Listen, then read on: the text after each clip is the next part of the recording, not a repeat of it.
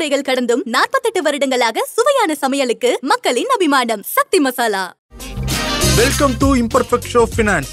பங்குச்சந்தையை பொறுத்த வரைக்கும் நிப்டி 1 புள்ளி அதிகரிச்சு 25,279 நிறைவடைஞ்சிருக்கு. சென்செக்ஸை பொறுத்த வரைக்கும் 4 புள்ளிகள் குறைஞ்சு 82,555 முடிஞ்சிருக்கு. இதை பத்தி டீட்டெயிலா பொருளாதார விமர்சகர் நாகப்பன் சார் கிட்ட பேசிடலாம் வாங்க. Sir good evening sir. வணக்கம் சிபி. ஸ்பாட்டிஃபைல நம்ம டெடிகாஸ்ட் பண்ணிட்டு இருந்தோம் சார். இனிமேல் யூடியூப்லயும் இம்பர்ஃபெக்ட் ஷோ ஃபினான்ஸ் வரும். நேற்று நிறைய ஆடியன்ஸ் உங்கள்கிட்ட கேள்விலாம் கேட்க ஆரம்பிச்சிருந்தாங்க. ரொம்ப சந்தோஷமா இருந்தது பாக்குறப்ப. ஆமா, வாழ்த்துக்கள். நானும் பார்த்தேன். பாராட்டுகளோடு இந்த மாதிரி சந்தேகங்களும் கேட்க ஆரம்பிச்சிருக்காங்க. நம்மளோட பேசிக் அதுதான், அவங்களுடைய டவுட்ஸை கிளியர் பண்ணணும், நம்ம ஒரு நாலேஜ் ஷேர் பண்ணணும், அதுதான் நம்மளுடைய பர்பஸ். ஸோ அதை நம்ம தொடர்ந்து செய்வோம். அவங்க கேட்டிருக்க ஒரு கேள்விகளுக்கு கூட வர வர நம்ம பதில் சொல்ல ஆரம்பிக்கலாம். நிச்சயம் சார். இன்னைக்கு மார்க்கெட் எப்படி சார் இருந்தது? இன்னைக்கு மார்க்கெட் பிளாட்டா தான் இருந்தது. ஒன்னும் பெரிய மூவ்மெண்டே இல்லை. ஒரு சைட்வேஸ் மூவ்மெண்ட்னு சொல்லுவோம் இல்லையா, அந்த மாதிரி தான் இருந்தது. சென்செக்ஸை பொறுத்த வரைக்கும் வெறும் 4 புள்ளிகள் மட்டும்தான் மாற்றம் இறக்கத்துல. அதே மாதிரி நிப்டி தேசிய பங்குச்சந்தை குறியீடு எடுத்துக்கிட்டோம்னா ஒரே ஒரு பாயிண்ட் ஏறி இருந்தது. சென்செக்ஸ்ல ஒரு 13 பங்குகள் 30 பங்குகள்ல 13 பங்குகள் விலையேற்ற பங்குகளாகவும் 17 பங்குகள் விலை இறக்க பங்குகளாகவும் முடிவடைந்தது. நிப்டியை பொறுத்த வரைக்கும் 21 பங்குகள் விலையேற்ற பங்குகளாகவும் 29 பங்குகள் விலை இறக்க பங்குகளாகவும் முடிவடைந்திருந்தது. கிட்டத்தட்ட இதுக்கு முன்னால போன வாரம் இருந்த அளவுக்கெல்லாம் இந்த வாரம் அந்த விலை ஏற்ற பங்குகளுடைய எண்ணிக்கை கணிசமாக அதிகமாக இல்லை. கிட்டத்தட்ட ஒரே மாதிரி சின்ன வித்தியாசங்களோடு தான் இருப்பதை நாம் பார்க்க முடிந்தது.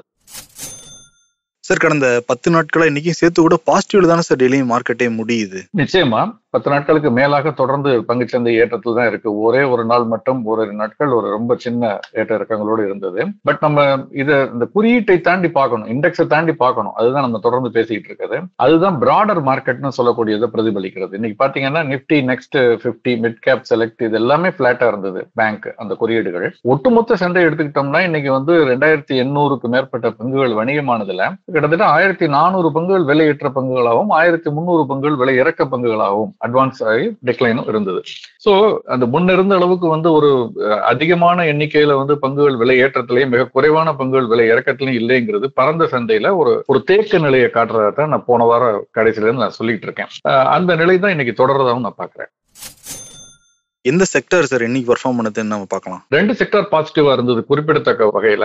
ஒன்று பைனான்சியல் சர்வீசஸ் செக்டர். இந்த இண்டெக்ஸ் நிப்டி பைனான்சியல் சர்வீசஸ் ஒரு குறியீடு, இன்னொன்னு நிப்டி கன்சியூமர் டியூரபிள்ஸ். இந்த 2 துறை குறியீடுகளுமே 1% மேல ஏறி இருந்தது. அதுக்கு அந்த குறியீடு நிப்டி பைனான்சியல் சர்வீசஸ்ல 20 பங்குகள் இருக்கு. அதுல 19 பங்குகள் இன்னைக்கு விலையேற்றத்துல முடிவடைஞ்சிருந்தது. குறிப்பாக SBI card, SBI life, HDFC life, LIC housing finance, அதே மாதிரி power finance corporation, REC, ICICI வங்கி, பஜாஜ் பின்சர்வ், இந்த நிறுவன பங்குகள் எல்லாம் விலையேற்றல முடிவடைந்தது. குறிப்பாக பொதுத்துறை நிறுவனங்கள், இந்த நிதித்துறையை சார்ந்த பொதுத்துறை நிறுவனங்களுடைய பங்குகள் இன்னைக்கு நல்ல ஏற்றத்தில் இருந்ததை பார்க்க முடிந்தது. கன்சியூமர் டியூரபிள்ஸ் சொன்னேன் இல்லையா, 2வது அந்த குறியீடு நிப்டில அதுவும் 1%க்கு மேல ஏறினதுக்கு காரணம் வி காட், வோல்டாஸ், கஜாரியா செராமிக், டெக்ஸான், இந்த நிறுவன பங்குகள் 1-3% வரைக்கும் விலை ஏற்றத்தில் இருந்தது. இந்த நிப்டி கன்சியூமர் டியூரபிள்ஸ்ல கூட 15 பங்குகள் இருக்கு. அதுல 12 பங்குகள் இன்னைக்கு விலையேற்ற பங்குகளாக இருந்தது. பொதுத்துறை நிறுவனங்களோட பங்குகள் இன்னைக்கு விளையாடுறதான பர்டிகுலர் ரீசன் ஏதாவது இருக்கா? குறிப்பிட்டு சொல்லும்படியான காரணம் எதுவும் சொல்ல முடியாது. ஒட்டுமொத்தமாக உலக வங்கி நம்முடைய பொருளாதார வளர்ச்சியை பத்தி சொல்லியிருக்காங்க. அது ஒரு காரணம் இருக்கலாம். பட் அது எல்லா பங்குகளுக்குமே பொருந்தக்கூடிய ஒரு விஷயம். குறிப்பிட்டு சொல்ல விஷயம் எதுவும் இல்லை. அதே சமயத்துல இறக்கத்துல ஒரு துறை முடிவடைந்திருந்தது பார்க்க முடிந்தது, ஊடகத்துறை. மீடியா அந்த துறை சார்ந்த அந்த குறியீடு 1%க்கு மேல இறக்கத்துல. அதுல 10 பங்குகள் இருக்கு. அதுல 9 பங்குகள் இன்னைக்கு விலை இறக்கத்துல முடிவடைந்திருந்தது. குறிப்பாக Zee, Sun TV, TV 18, Dish TV, இந்த நிறுவன பங்குகள் எல்லாம் இன்னைக்கு 1-3% இறக்கத்துல முடிவடைந்ததை பார்க்க முடிந்தது. இது தவிர வேற ஏதாவது இண்டிவிஜுவல் ஸ்டாக்ஸ் பெர்ஃபார்ம் பண்ணதா சார்? இருந்தது. இன்னைக்கு குறிப்பாக காட்ரேஜ் இண்டஸ்ட்ரி அப்படிங்கிற ஒரு நிறுவனம், அந்த நிறுவனத்தினுடைய பங்குகள் 12% ஏற்றத்துல இருந்தது. அது கிட்டத்தட்ட ஒரு ஹோல்டிங் கம்பெனி மாதிரின்னு வச்சுக்கோங்களேன். காரணம் என்னன்னு பாத்தீங்கன்னா அதனுடைய subsidiaries Godrej consumer, Godrej property, அதே மாதிரி காட்ரேஜ் அக்ரோவேட், இந்த நிறுவனங்களுடைய பெரும்பான்மையான பங்குகளை அது ஹோல்டு பண்ணியிருக்கு. இந்த நிறுவனங்களுடைய மதிப்பு உயர்ந்ததன் காரணமாக அது கணிசமாக ஒரு ஏற்றத்தை சந்தித்தது. இன்னைக்கு கூட இந்த சப்சிடரி கம்பெனியுடைய ஒட்டுமொத்த மதிப்பு போட்டோம்னா அதுல கிட்டத்தட்ட ஒரு 60% அந்த அளவுக்கு தான் வந்து இந்த கார்டேஜ் இண்டஸ்ட்ரியுடைய மதிப்பு இருக்கு. அதனால இந்த ஏற்றம் இருந்திருக்கலாம்னு சொல்லப்படுகிறது. இது தவிர குவெஸ் கார்ப்னு ஒரு நிறுவனம், இது 8% வந்து இன்னைக்கு ஏறி இருந்தது. ஃப்ரண்ட் லைன் ஸ்டாக்ஸ்னு பார்த்தோம்னா ஐசிஐசிஐ வங்கி, State Bank of India, HDFC, Bajaj Finserv, SBI life, HDFC லைஃப்ல முன்னால சொன்ன அதெல்லாம் ஏறி இருந்தது. இறக்கத்துல பைசர் நிறுவனத்தினுடைய பங்குகள் 3% இறக்கத்திலையும், டெக்னாலஜி IT துறையில இன்ஃபோசிஸ், HCL டெக் இந்த துறை பங்குகள் சிறிய இறக்கத்திலையும் முடிவடைந்திருந்தது.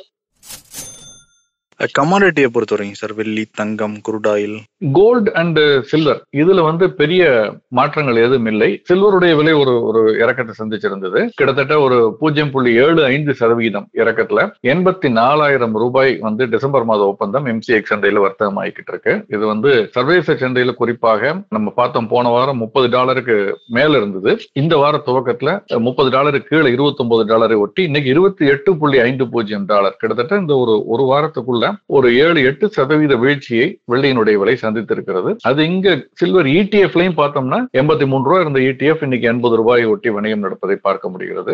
அதே மாதிரி இங்க MCX சந்தையிலையும் அதனுடைய இறக்கத்தை பார்த்தோம். அதை தாண்டி கச்சா எண்ணெயினுடைய விலை சென்ற வாரம் $76 போனது. இந்த வார துவக்கத்துல நேற்று பார்த்தா நம்ம வந்து $74 கிட்ட இருந்தது, 74 கொஞ்சம் கீழே, இப்ப $72.25 இறங்கி இருக்கு. அந்த மிடில் ஈஸ்ட் கிரைசிஸ் கொஞ்சம் சாஃப்டன் ஆயிருக்கதான தகவல் வந்தது. அதே மாதிரி அந்த ஓபெக்கினுடைய அவுட்புட் குறித்த புள்ளி விவரங்கள் வருது. அதெல்லாம் அடிப்படையில கச்சா எண்ணெயுடைய விலை இன்னைக்கு இறக்கத்துல இருந்தது. MCX சந்தையிலுமே கூட 2% இன்னைக்கு வந்து குரூட் ஆயிலுடைய இது கணிசமான இறக்கம், 6,100 ரூபாய் ஒரு பேரலுக்கு அப்படின்னு செப்டம்பர் மாதம் ஒப்பந்தம் வணிகமாய் கொண்டிருந்தது. சார், இந்த ரீட்டைல் இன்வெஸ்டர்ஸ் IPO வாங்குறாங்க, ஒரே வாரத்துல 50% மேல வித்துட்டாங்க அப்படின்லாம் செய்திகள் வந்தது. ஏன் சார் அவரும் வாங்குறாங்க, ஆர்வமா வாங்குறாங்க, ஏன் உடனே விற்கிறாங்க? அவங்க ஆர்வமா வாங்குறதே உடனடியாக லாபம் பார்க்கறதுக்கு தான் விற்கிறாங்க. இது வந்து ஒரு தவறான புரிதல் வந்து, அதாவது பங்கு சந்தைங்கிறது நீண்ட காலத்திற்கானது, இந்த மாதிரி குறுகிய காலத்துல வாங்கி வைக்கிறதுக்கானது இல்லைங்கிறத முதல்ல புரிஞ்சுக்கணும். இப்ப லாபம் கிடைக்குது, பட் இந்த சைக்கிள் ரிவர்ஸ் ஆகும் பொழுது இதே புதிய பங்கு வெளியீடு வந்து அந்த பங்குகள் பாதி விலைக்கு இறங்குனதை நம்ம பார்த்திருக்கோம். ஏன் இப்பவே கூட போன ஒரு வருடங்களுக்கு முன்பு பேடிஎம்ல இருந்து பல பங்குகள் வந்து வெளியிட்ட விலையை விட கணிசமாக மிகப்பெரிய இறக்கத்தை சந்தித்ததை நம்ம பார்த்திருக்கிறோம். அதற்கு பிறகுதான் அது. அதனால இது வந்து நீண்ட கால முதலீடுங்கிறத முதலீட்டாளர்கள் புரிஞ்சுக்கணும். பட் பெரும்பாலும் வர்றவங்க அப்படி வர்றதில்லை. அவங்க வந்து இப்ப சமீப காலமாக இந்த ரேலினால இப்படி வர்றாங்க. அது ஒரு முறை அவங்க வந்து கையை சுட்டுக்க கூடாதுன்னு நம்ம நினைக்கிறோம். பட் ஆனால் நம்ம சொல்லுவாங்க தமிழ்ல பட்டால் தான் புத்தி வருங்கிற மாதிரி சம்டைம்ஸ் வந்து அதுல அவங்களுக்கு அந்த லாஸ் வரும் பொழுது அது மாதிரியான ஒரு ஆசான், சிறந்த ஆசான் யாருமே இருக்க முடியாது. அது வராம தற்காத்துக் கொள்ள வேண்டியது நம்முடைய நீண்ட கால அடிப்படையில தான் முதலீடு செய்யணும். அது நடக்கலைங்கிறத செபி வந்து சொல்லிட்டு இருக்காங்க இப்போ.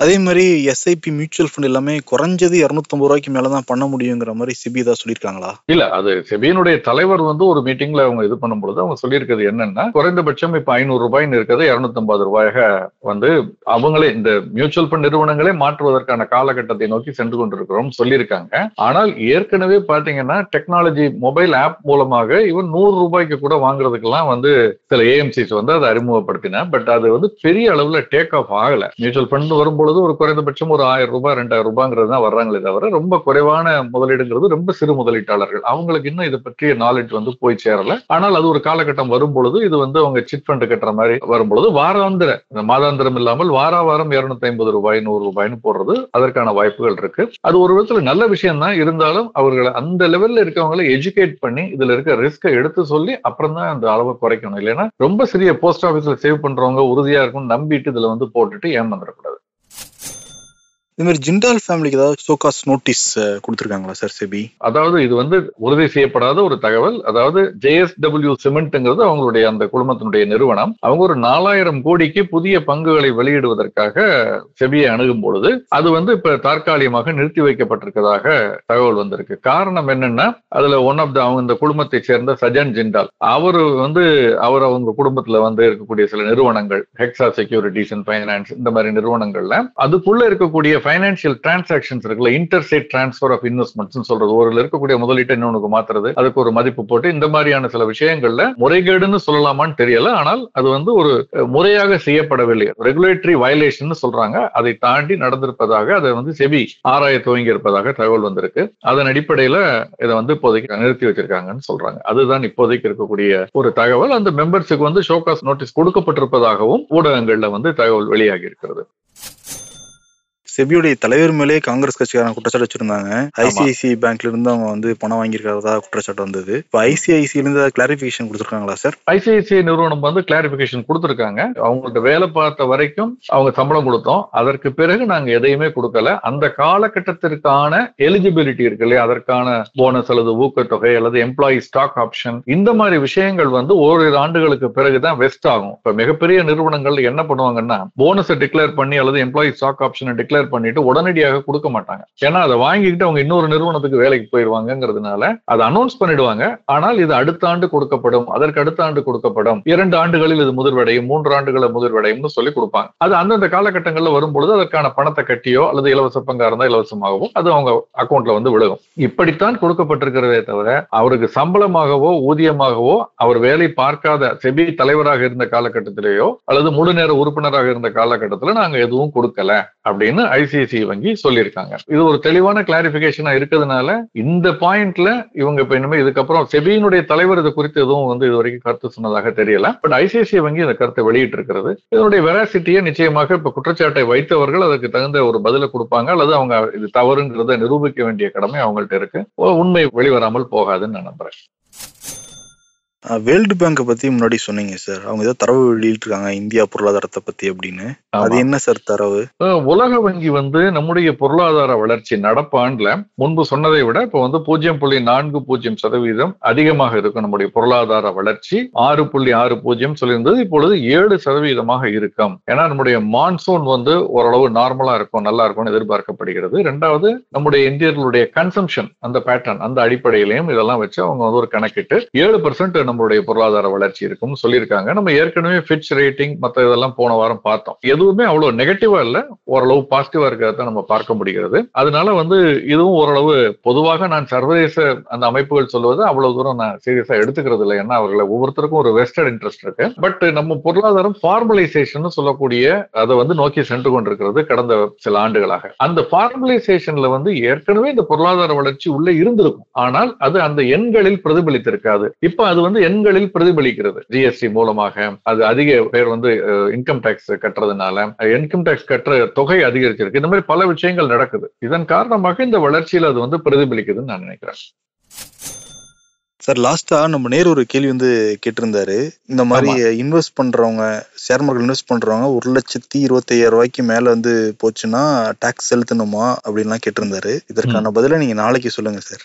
ஓகே, சிறப்புங்க சார், ரொம்ப நன்றி. நாளைக்கு நம்ம இதை விவாதிப்போம் நிச்சயமாக. அதாவது நீண்ட கால மூலதன ஆதாய வரினா என்ன, பங்கு சந்தையில் முதலீடு செல்பவர்களுக்கு என்ன மாதிரியான வரி விலக்கு இருக்கு, வரி சலுகைகள் இருக்கு அப்படிங்கறத நம்ம நாளைக்கு கொஞ்சம் விவாதிப்போம் தீவிரம். Thank you sir. நன்றி. தலைமுறைகள் தொடர்ந்து 48 வருடங்களாக சமையலுக்கான மக்களின் அபிமானம், அன்பின் சுவையான அடையாளம் சக்தி மசாலா. சமையல் பிடிக்கும்னா சக்தி மசாலாவும் பிடிக்கும்.